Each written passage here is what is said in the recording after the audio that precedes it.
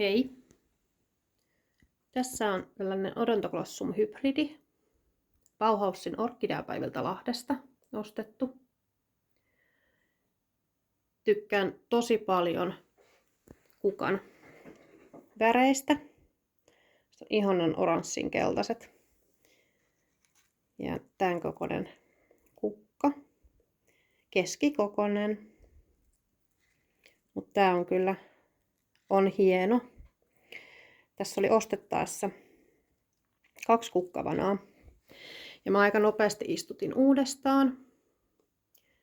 Ja näyttää kyllä kestävältä, että se ei pahemmin siitä notkahtanut mihinkään, vaikka istutin sen uudestaan. Rahkasammalta ja kaarnaa ja perliittiäkin tuolla on ja lekasoraa. Että muutamaa juurta on kuolettanut, mutta hyvin vähän. Et ei kyllä tosissaan siitä hirveästi hätkähtänyt. Ja istutin siksi aika nopeasti uudestaan, että se oli tosi semmoista mössöä se kasvualusta. Niin mun oloissa orkideoiden juuret kuolee siihen hyvin nopeasti, että se pysyy liian märkänä. Jos se olisi paljon lämpimämpi asunto, niin sit se voisikin toimia semmoinen kasvualusta. Mutta tää nyt on perus 22 astetta, niin se on sitten liian vähän kyllä tuollaiselle kasvualustalle, että juuret alkaa kyllä kuolla sitten siinä. Tässä on pieni tuoksu.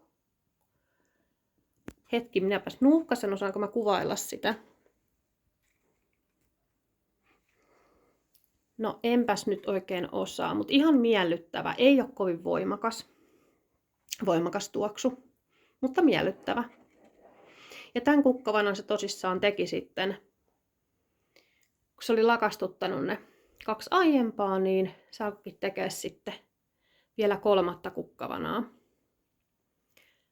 Ja uskon, että tämä on todella helppo kasvi, että kun on saanut vaan pulpit valmiiksi, oikein pyöreä ja pullee on tässä, niin kukkavanan tekee sieltä automaattisesti sen jälkeen. Toki tämä on nyt tämmöinen oletus. Mulla ei vielä täysin tästä kokemusta tästä hybridistä, mutta ainakin miten se täällä mulla käyttäytyi, niin ostamisen jälkeen niin ei saanut mitään erikoiskohtelua ja alkoi tekemään kuitenkin 3. kukkavanaa, niin siksi oletan näin, että helposti kukkii, vaan kun on pulpi valmis, niin sitten kukat tulee. Ja tää on ollut mulla Airamin kasvilampun alla. Siinä aika suoraan alapuolella, että sinänsä saanut ihan hyvin valoa. Ja tätä tosissaan pidän tasakosteena, että sitten annan vettä, kun alkaa toi pinta tästä ruukusta kuivahtamaan, niin sitten on uuden kastelun aika. Suihkutan päältä sen aikaa, että valuu aluslautaselle ja sitten anna enempää. Ja sitten yleensä seuraavana päivänä kaadan pois aluslautaselta veden, jos sinne on sitä vielä jäänyt. Joo, mutta tää on kaunis, upea. Toki tää myytiin ilman nimeä, että netistä koitin sitten vertailla ja löytää samankaltaista.